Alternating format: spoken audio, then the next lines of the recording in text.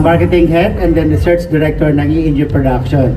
Hindi lang itong Ginoong Antipolo ay 2 years na sa amin, pero 31 years na pasalin-salin. Pero pang second year namin ito.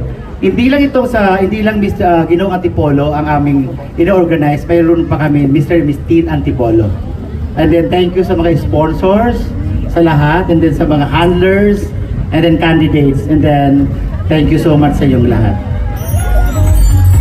So, good evening everyone. Welcome po sa ating Ginoong Antipolo 2026.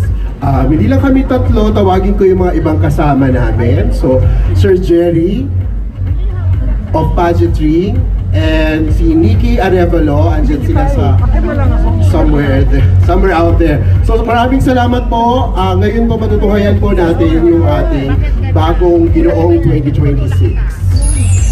Huli pa sa lahat, pala salamat sa ating mga vloggers na nandito. Nakalive po sila, follow nyo po sila.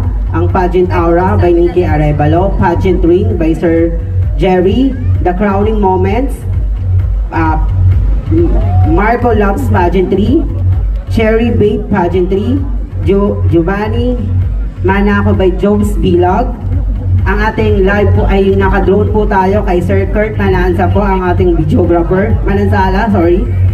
Miss Lala Pageantry, Boys Love Philippines, Heart of the Philippines, Mel Pageantry PH at Epitome of Beauty Pageants.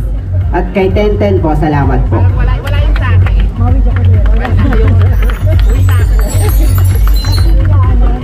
Well, hindi ko akalain na magsasalita pa pala ako.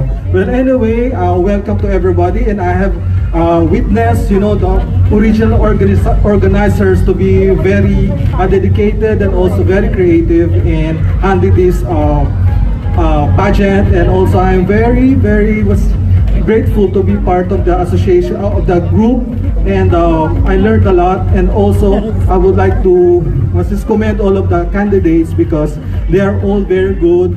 They are all talented and good-hearted.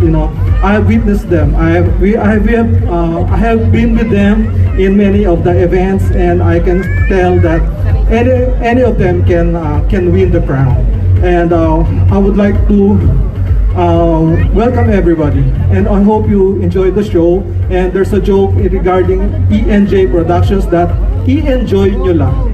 Good night. Thank you very much. Thank you very much.